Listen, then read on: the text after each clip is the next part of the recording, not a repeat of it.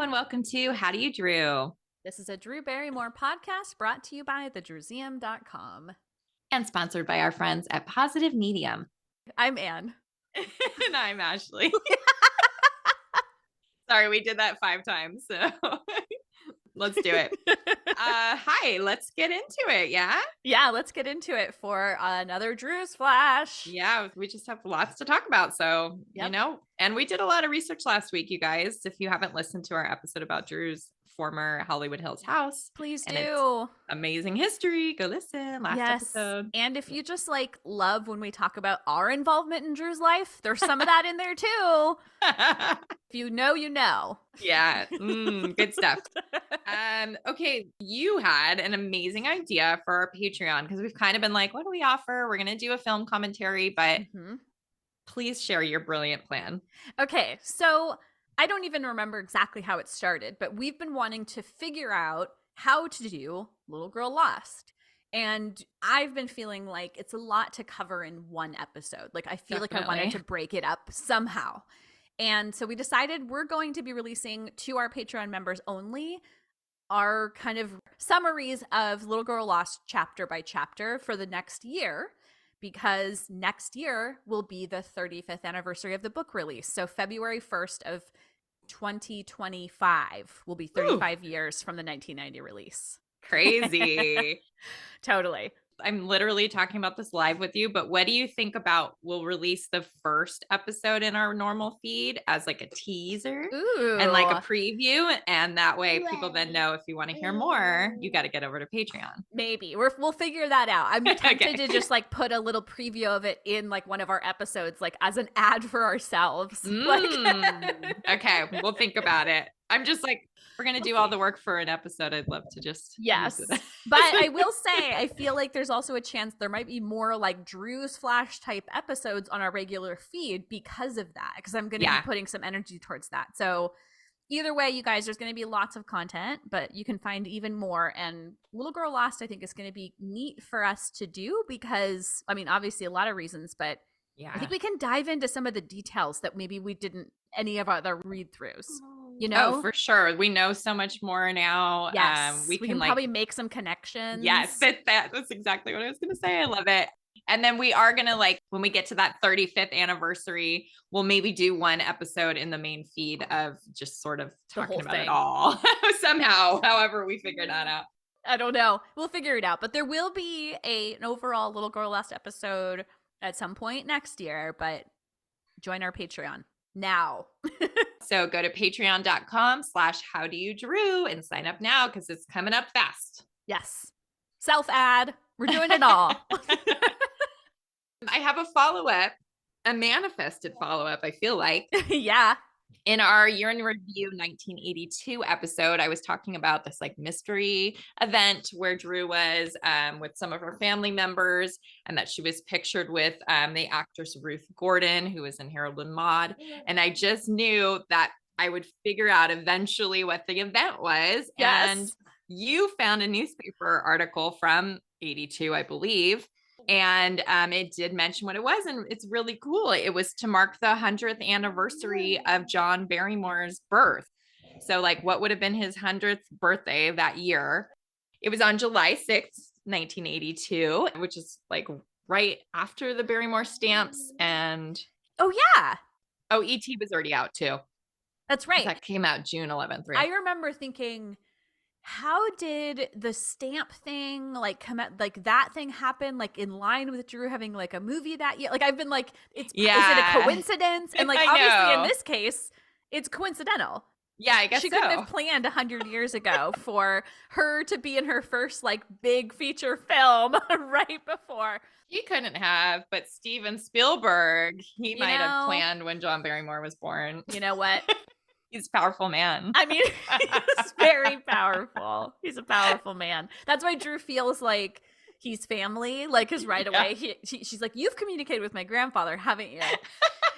Anyway, I think it's really cool. I think it's so cool that we just literally stumbled upon this. That's why we love doing research. It's so fun to solve these little mysteries. Yes, and I'm such a scattered researcher that literally I was like, oh, there's a new newspaper archive. I'm going to search it. Yeah. That's how we do it. All right. So what else do you have for this week? Because we have some fun little tidbits for this week. So tell me another one. Yeah. Okay. So speaking of our awesome episode about Drew's former house, Mm-hmm. we finished the episode, and yet here I am still doing research. I think it's just going to keep coming up, honestly. I know. So I was like literally Googling Joan Baez at the house to see, and I did find some more photos, which was cool. Those were awesome. And then, yeah, I found this message board, and there was a user named Viking64 who shared that he had filmed or been a part of a short film that was filmed at the house in 1994. Crazy. It was called, I know, it was called Taken. It apparently came out in 97. There's a little IMDb. We tried to find it, but no luck. Right. Even this guy said he's never been able to find it. Oh my God. I know. But trust me, I tried all kinds of things. I found a tiny clip of it on one of the actors' websites, and but it wasn't at the house in that part. He said that when he did it, he was told that the owner was a producer on the Cosby Show, which it was actually a director. So it's close enough. I see. Yeah. So the seller that Drew bought it from, we talked about, his name was John Boab, and he was a prolific TV director. So that's cool because that means he owned it, you know, way before he sold it to Drew. So I think that's neat to fill that in. Yeah. So it's like we made this connection like of this timeline, like from at least 1994 to 2002. Yeah. He owned that house. Like, I love filling that in. That's so cool. Yep. I know. We love that stuff. He also said that the viewing window for the pool was in the guest house. Oh, and I feel like I knew that at one point, and I don't know, like, I can't source it. I don't, like, long ago, I feel like I knew that. We have to ask Chris. Yeah, well, definitely. That would definitely be a question we'd have for him. I'm going to flip through some of the articles like that were in magazines, like tabloids, when she bought the house. Maybe it was there. But lastly, this user shared a really awesome photo that he took during filming of the pool. You can see the bridge. Yes. You can see the house so well. So we'll share that. I might even drop it in the last episode's gallery because it's just too good. I think you should. Okay. When you had it in the notes, I was kind of moving things around and I was going to crop out the bottom. But one thing that's cool is you see the palm trees are like making a shadow into the pool, which I was like, cool, that really like illustrates how it's surrounded in palm trees. It's like such a feature. Oh my God. Great note. I love that. But also it's just, it's rad to see another picture of it. Especially from the mid-90s. It's such a time. Yes. You can really tell. The other thing I just realized is that every other time we see the house, I think it's from the other way around. Other angle. Yeah. This is a unique way to see it. This is a trip. Although this might be like if you pan up to the left, is this where the people jumped off the house into the pool? Yeah, the guest house looks a lot smaller here. It's very interesting. Okay, we can go on and on. We're continuing the last episode again. I'll just drop it in there. Just can't. We're obsessed with that house. Yes. Okay, so tell me about what Drew proclaimed her love for this past week. I love love. Okay, Drew loves the term situationship. I also love that like a few episodes ago, you said that she loves like new relationship terms. Yeah. Here we go. She really means it. Yes. She also loves board games. We already knew. I can't believe we hadn't had that one on the list yet, but I double checked it. Crazy. I know. She loves Tokyo. Oh. A green onion. A chive. I was gonna say. And basil. But I was gonna say, hold on. Like I've always mixed up green onion and chive. Yeah, I don't know what the difference is. She did say them back to back. They look very similar, but chive is thinner. But then what about green onion is thicker, but they have like a similar flavor. Chives are on like baked potatoes. They're like really thin. That's always what I think of. What about scallions, which she's also mentioned before? Like, where does that come in? I think that's another name for chive. Well, all right. Anyway. It might be another name for green onion. Someone let us know. You hear me say basil? Because I feel like you and I both love basil. Is that right? Oh, yes. Yeah. And I didn't have fresh basil when I made this really amazing recipe like a month ago. And I'm still heartbroken that I can't like, I mean, I will make it again. Anyway. Yeah, but it won't be the same. It won't be the same. Yeah. Okay. Drew loves Josh Gad. Cool. And she loves magazines. Duh. I can't believe that wasn't on there before. Yeah. I swear I double checked. She loves Ray Bolger. Did you know who that was? I did not, but I see your note here. Yeah, he's the Scarecrow in The Wizard of Oz, so that's fun. Thank you for looking that up. Well, I was like, I'm pretty sure, but I better double check. And yeah. I confirmed. Okay, cool. And then lastly, of course, Drew loves Saturday Night Live. Once again, like we knew that. I think the other thing that's like so cool and fun about this segment is like, yes, like about 90% of them were like, duh. But I also love the segment that's been constantly added onto this one. Tell me what Drew proclaimed hate for. Why do we love when Drew gets angry about something and says how much she hates something? All right. The first one that we're going to listen to is about how she feels about watching TV or movies with subtitles on.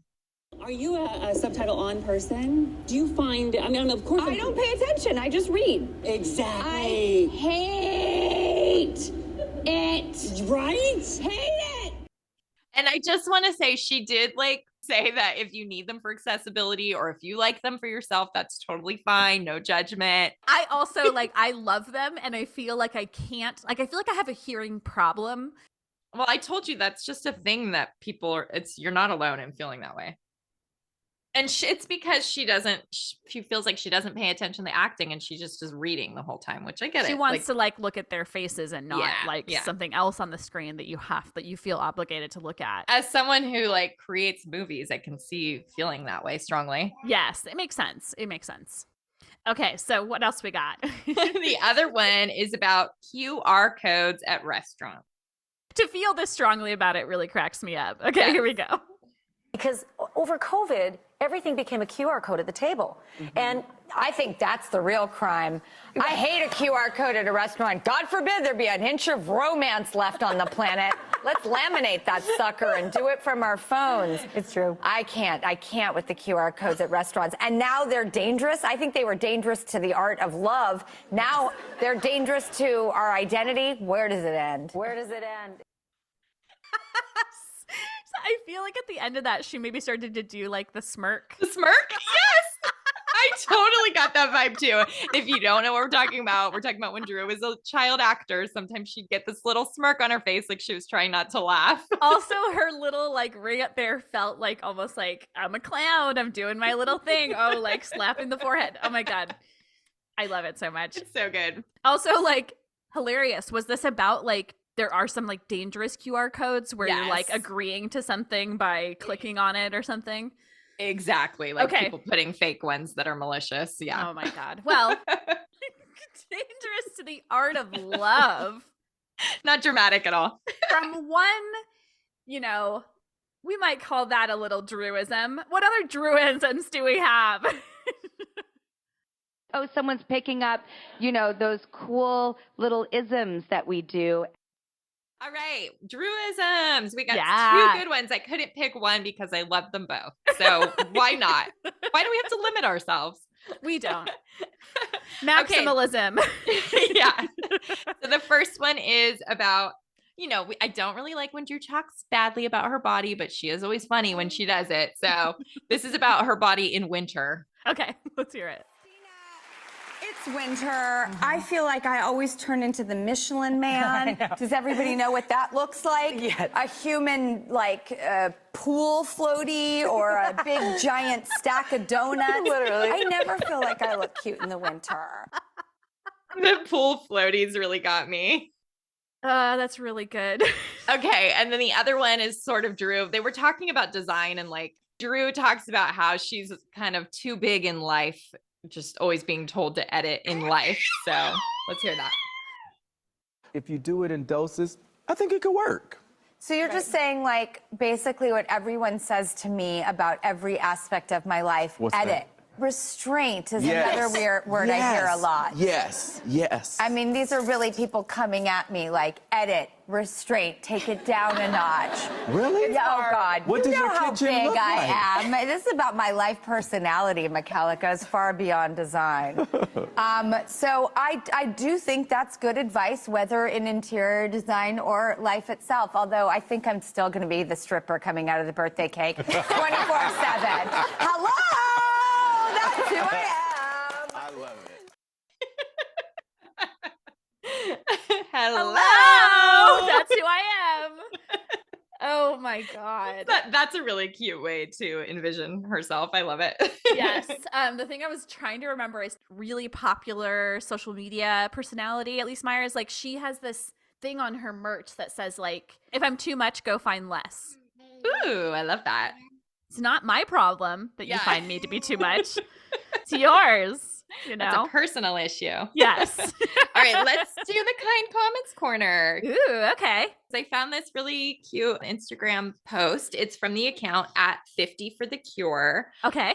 It's breast cancer awareness related. And I think this person has been on the show via Zoom, but they finally got to go in person. So cool. Let's see what they have to say. So they said, I finally got to meet Drew Barrymore in person to thank her for helping me raise $100,000 for Susan G. Komen. She's just as sweet and authentic when the cameras aren't rolling. We need more bright, shining lights in this world like Drew. It really feels like everyone's talking about how Drew is like a light and shines Can't lights. help it. Like, I mean, it's accurate, but also it is just amazing how frequently that comes up. Oh my God. Love it. Drew, you're great. I like how this podcast is just like, it's like propaganda for Drew. That's why she should be paying us. No, I'm just kidding. One day, it's okay. Sponsoring is fine. Manifestations. All right, so what do we have for this week in Drew history? So the funny thing about this one is I was like, oh, it's kind of recent, but it's really not. It's 9 years ago. So. Oh, I literally looked at that number and went like, oh, it's only 6 years ago. What the fuck, brain? All right, continue. February 1st, 2015. Mm-hmm. The Super Bowl was in Phoenix, Arizona. Drew attended the game with Will at that time. They were married. And then afterward, The Tonight Show with Jimmy Fallon did a special live episode that aired right after the game. So they were doing a lip sync battle. Jimmy was doing it with Will Ferrell and Kevin Hart. And we got a surprise appearance from our girl. Do you remember this? I don't remember it like at all. Did you want me to like play a little bit of it? Yeah. So let me set it up. So Okay. Jimmy is doing the Dirty Dancing song, Time of My Life. Okay.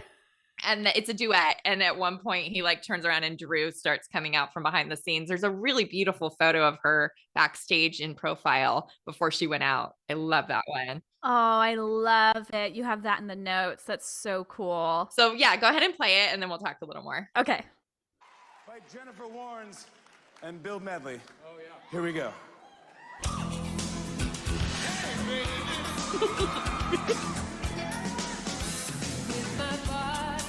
Oh, yes.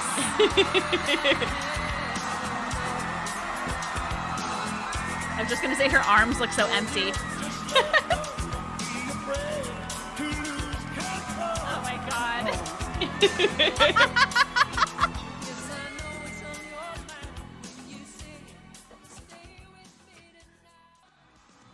He's so cute. Drew's doing acro. Yeah.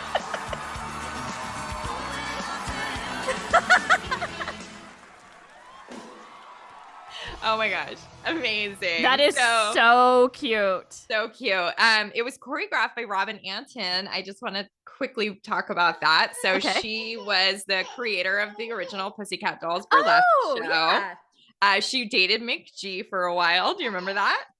And then I just like personally think this is fun to insert here. I met her in October 2003, Halloween. Like the Pussycat Dolls were performing in West Hollywood, just like on the street, like a street. Yeah. And I got to talk to Robin and I said something about Full Throttle and she said that Drew was her dream Pussycat doll. Oh, I forgot that information was like coming directly from her because I knew that we knew that about her, but I actually forgot. That's so cool. I got that quote myself. Real reporter. Yes, exactly. There's cool photos of her like working with them and backstage with Drew and her like hair and makeup girls. It's great. Cool. Very cool.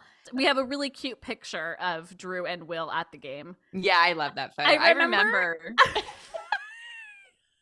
You remember her posting it or something? Is that what you were going to say? And I remember being at my friend's house and like seeing it and being all excited. I remember thinking, kind of weird to see Drew at a football game.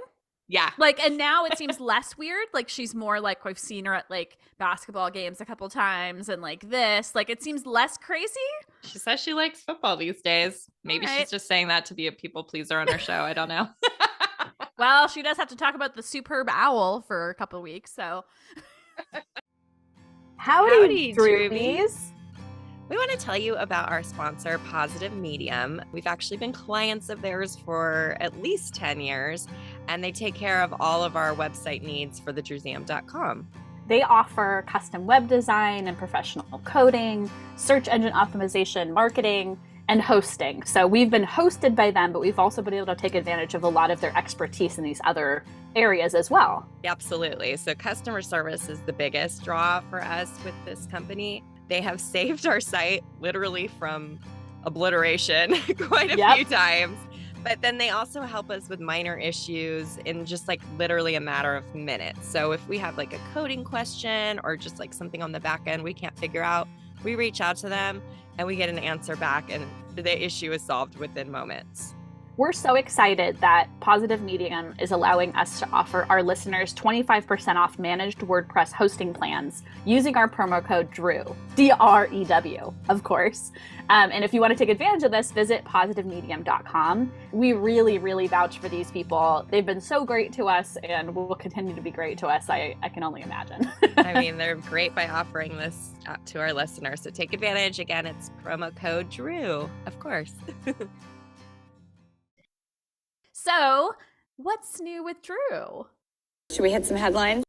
So Drew attended a book launch for her wonderful friend, Dr. Eliza Pressman. Mm-hmm. You're familiar with her, right? The parenting expert. Yes. Yeah, she has a podcast called Raising Good Humans. Drew's been on it. I always love that name. I know, it's so good. Yeah. And the book is called 5 Principles of Parenting, and I'm definitely considering checking it out because she always has really she has great advice and advice that you go like, oh yeah, like that seems so obvious. Why haven't I tried that? I also like, though, even though I'm not a parent, like when I've heard her like talk, it's very like grounded and like practical. Well, that's why she named her podcast Raising Good Humans, because it like doesn't just need to be about parenting, which is cool. Yeah. And she also came on the Drew Barrymore show this past week to promote it. I thought it was random. Martha Stewart was at this party. That's cool. Her and Drew just like seem to be hanging out a lot lately. Just chilling. Also, Drew interviewed Barry Manilow at the Barrymore Theater, and they did a really cute recreation of Drew's Saturday Night Live limo photo from 1982. I loved that so much. I thought that was so darling. I know. I was like out on the golf course with my husband when they posted that video on their Instagram, and I was just like, okay, I got to make a comparison. I got to do this. And he was just like, what are you doing on your phone? I was like, I don't even want to explain to you right now. I got to do it now. But also I was surprised that when they posted it, they didn't show the original. I know they did in the episode when it aired, but yeah, on the social media, they didn't. It might've been like a rights issue because when they did share it on the show, they showed it like on her Instagram.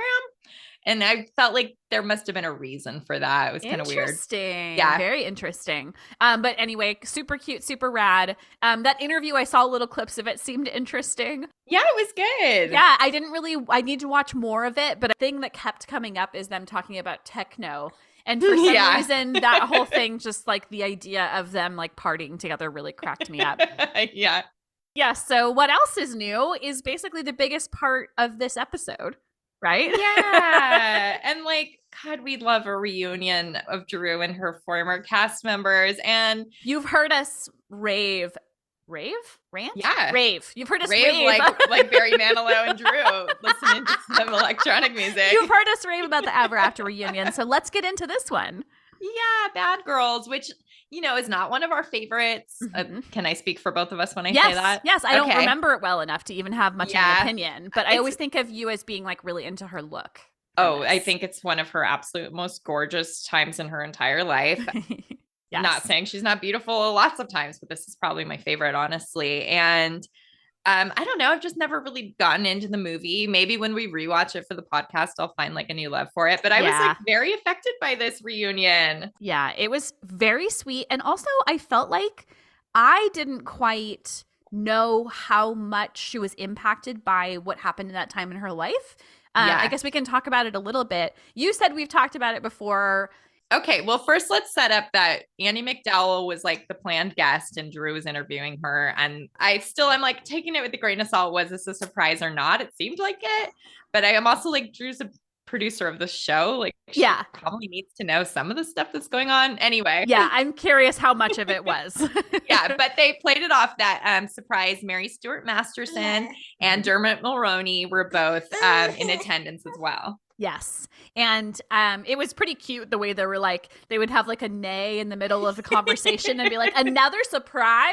Yeah. So I love it when they brought out Mary Stuart Masterson. She's like, M. Stewart. I know, M. M. Stew. That's right. It was really cute.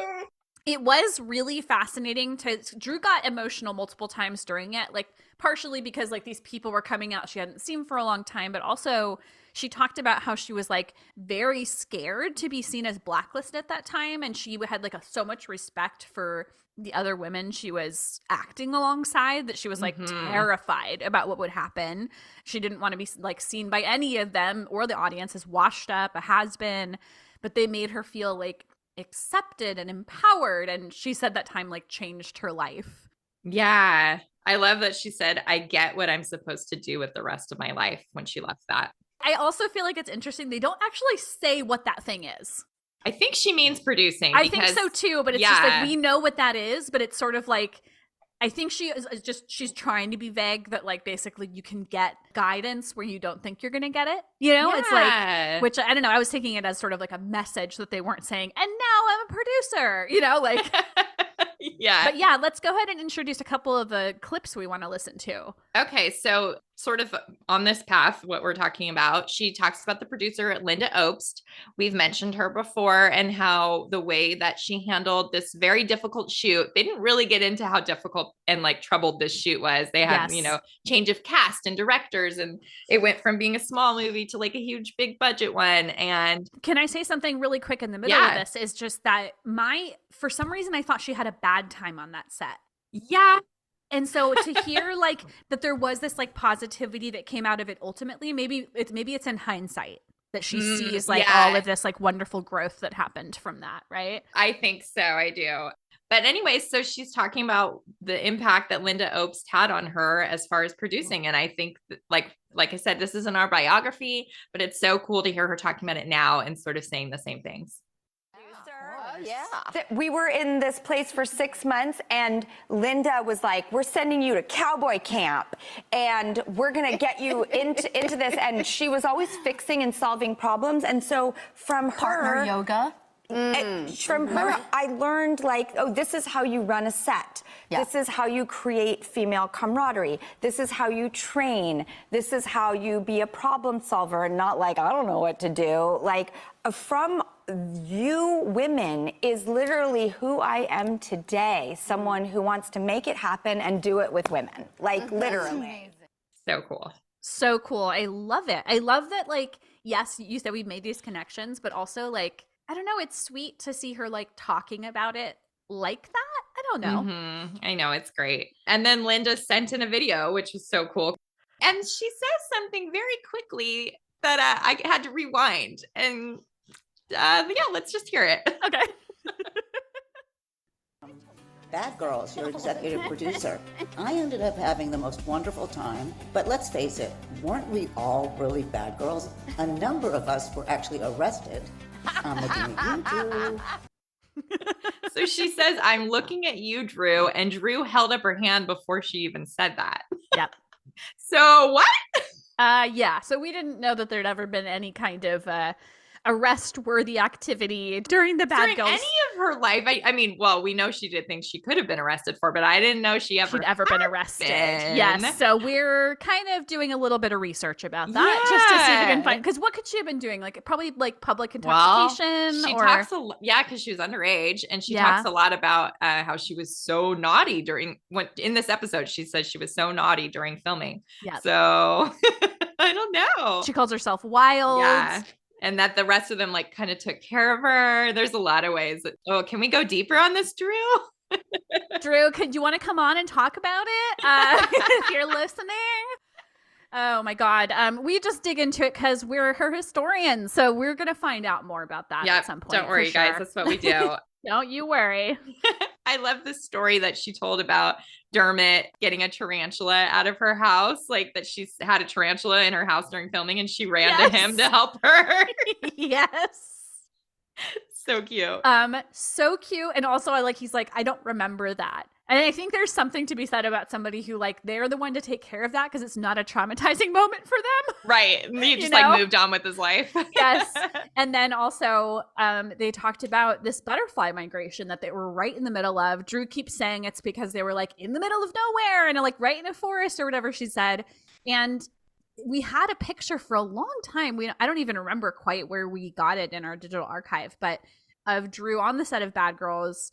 It's like signed to someone. It's really hard to see because the quality is so bad. Yeah. But Drew has a butterfly like on her finger and she's kind of holding it up to her nose.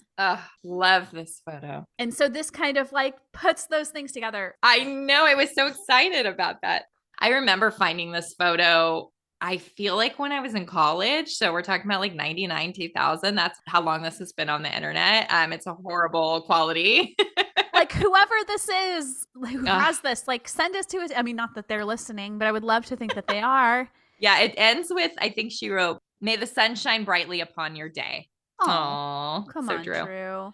But yeah, so I'm dying to see like more pictures from this butterfly migration. Oh my moment. God. At least we have one. And at least now, because I always have been like, this is incredible. How did a butterfly, Drew's thing, land on her finger in time for this photo? Like I've always thought about it. And now it's like, oh, they were surrounded. They were everywhere. Yeah. So I love knowing that. Yeah. It once again, it's like another thing where we can we have another piece of this puzzle. Filling in the blanks. Guys, we've got many pieces of this puzzle that we're like not on air, but we're sharing like our experiences and excitement with you about all these new things we're learning. It's so fun. Because we are geeks for Drew. We are geeks. The other note I made was it was cute. Drew joked about how horses aren't like bicycles. And when she went and visited Shania Twain and rode a horse, she was like, oh, I'm going to be awesome at this. I was a trick rider and it was not easy at all.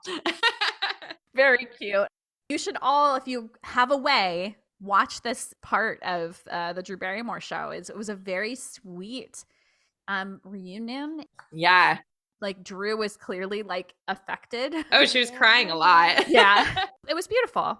Yeah. And if you guys have Paramount Plus, which is the best way to watch the show, you have to hurry up because it will only be on there through Thursday. So a couple days after this airs. That's insane. Go away after a week, which just sucks. That is insane. I know. So stupid. All right. So I see that we have one more little fun tidbit. Tell me about it. Yeah. A website called The Wrap reported that there was another ratings high for the show, which yay, love to hear it. And then they listed a bunch of future guests. And oh boy, did one name jump out at me as real exciting. I had to immediately send it to you. Yes. Sam Rockwell. Yes. So excited. I'm so excited. Love Sam. In case you haven't heard us talk about that before, we've told the story once before about how we manifested his appearance in front of our eyes on the street. Maybe we'll save that story again for when he comes on the show. Oh my God. Not our show, but Drew's show. Oh, he'll be on here at some point too. I don't know how or when or why, but manifesting. Why not? I can't wait for that. I'm so shocked he hasn't already been on. I don't know why that's possible, but yay. I'm so excited. This is going to be so fun. We've definitely talked about him as like one of our wishful thinking guests on the Drew Barrymore show. So it's finally happening. Totally. Yes. Okay. So guys, we packed a lot of little stuff in this episode. So make sure that you check out the episode gallery for lots of fun little pics as usual. Oh yeah. And then if you liked what we did, hey guys, I keep saying it, no one's left us a new review on Apple Podcasts in a while. If you're the one that's always like, oh, I should do that, this is your sign to really do it, please. Yes, please. We like to get that exposure and we like to feel loved sometimes. Mm-hmm. Yeah, sometimes we're a little needy for your love, you guys. Make us feel good, please. If you're not already following us on Instagram, our account is at HowDoYouDrewPod. And then we also have our other account at Drewsium, where we share a wide array of Drew content.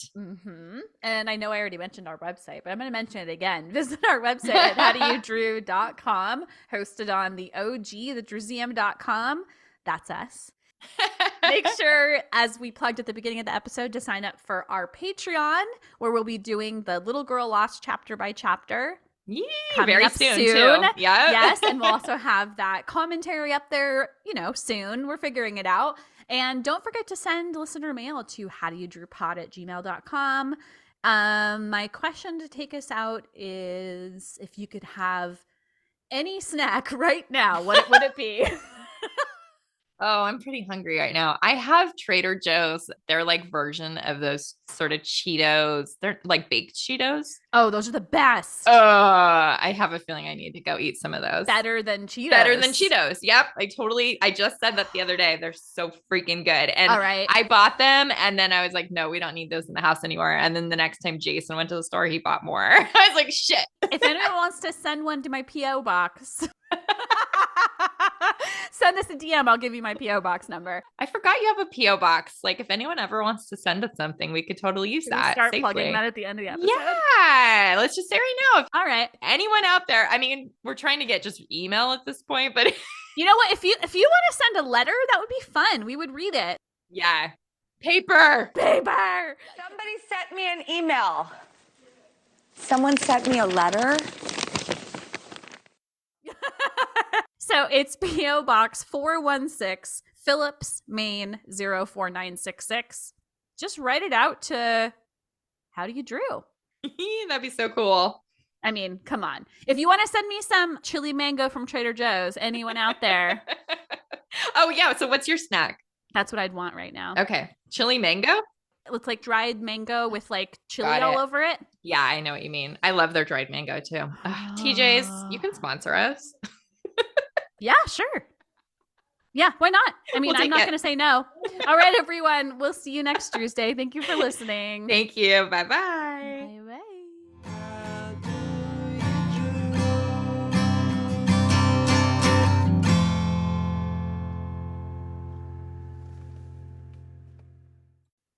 This episode of the How Do You Drew podcast was researched and produced by Ashley and Ann from the Drewsmuseum.com with help from our sponsor, Positive Medium.